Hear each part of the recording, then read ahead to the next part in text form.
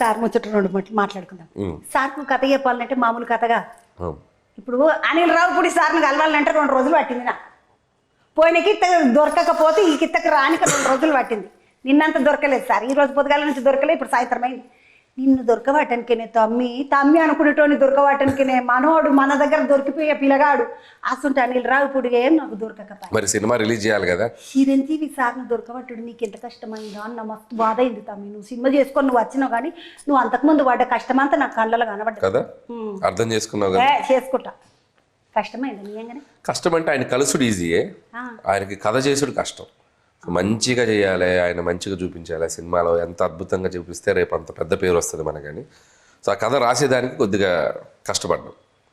కథ అయిపోయాక మళ్ళీ హ్యాపీగా ఎంజాయ్ చేస్తూ సినిమా తీసాం. ఇట్లా కథ చెప్పగానే చలో అనిల్ కరెంగే అన్నాడు సారు. ఆయనకు నచ్చింది సెంటర్ పాయింట్ నచ్చింది, మంచి సోల్ ఉంది దీంట్లో, మంచి ఎమోషన్ ఉంది. సో దీని చుట్టూ నువ్వు కామెడీ ఎంత కావాలంటే అంత చేసుకోవచ్చు, గో హెడ్ అని ఒక సిగ్నల్ ఇచ్చారు.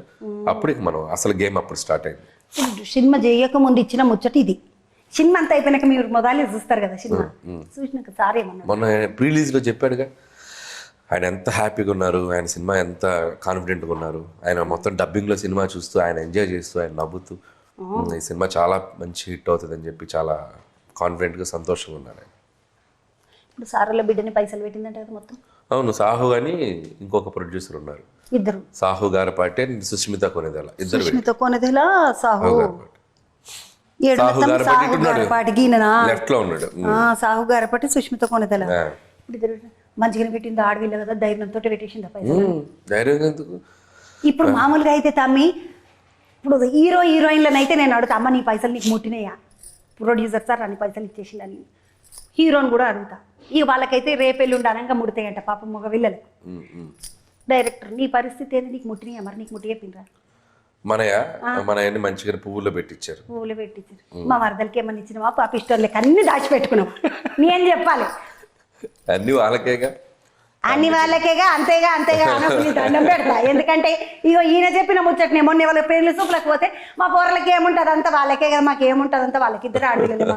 అదే మా సినిమాలో డైలాగ్ అది మీదే, ఇంకెవలది, నువ్వే నేర్పిన మా కథ. ఎంత ఉంటే అంతేగా, ఏది ఉంటే అదేగా, అంతా వాళ్ళకేగా, అంతేగా అయిపోయింది కథ. ఎట్లకించి వస్తాయి తమ్మిని బుర్రలకాయ మరి ఇట్లకెళ్ళంటే చుట్టూ ఆడవాళ్ళని అట్లా చూస్తుంటే అట్లనే ఐడియాలు వస్తాయి. నన్ను చూసి మాత్రం ఏం రాయక నీకు చూస్తున్నా, ఇందాక నుంచి చూస్తున్నా, వస్తుంది నెక్స్ట్ సినిమా, నెక్స్ట్ కథలు వస్తుంది. నువ్వు అట్లా ఇట్లా రాసుకో బిడ్డ, నీ చెప్తా వచ్చి కొట్లాడి పెట్టుకుంటా నీతో పెట్టుకో. చిన్న మండుగాడు నాకు భయమైంది నీ తానికి రావాలంట. అమ్మో అని అసలు అందరి మీద పంచులు వేస్తాడంట. నేను వేసినా నువ్వు వేసినావా పంచులు? నేను వేస్తాను తమ్మి పెద్దదాన్ని కోత అన్న కానీ పాపిస్తోడు అన్నావు. పాపిస్తోడు అంటే అట్లా ఇట్టుడు కాదు కానీ మా మరదలకి ఇయ్యవా మరి? అదే నీకు ఆవిడ మీద ప్రేమ వచ్చి నన్ను పాపిస్తోడంట. మరదల పేరు ఎప్పుడు నేను అడుగుతా, మరదలు మా మరదల పేరు ఏమని అడుగుతావు? ఏదో అడుగుతా, వదిన ఏదో అడుగేది ఉంటుంది అదే అడుగుతా. కానీ భార్గవి మరదల మొత్తం జేబులు దులుపుకొని ఇంటికి రాగానే అంగి జేబు ప్యాంటు జేబు అన్ని దులుపుకో, లేకుంటే ఈ కోతి మస్తు ఖర్చు పెట్టేటట్టున్నది. మళ్ళీ అన్నావుగా కోతని. కామెడీగా నువ్వు చిన్ను అని నేను ఏమంటే మాత్రం ఇప్పుడు నువ్వు పుసుకున్న బయటకు వచ్చి పబ్లిక్ ఇప్పుడు నువ్వు పట్టుకొని నువ్వు కోతే అంటావా?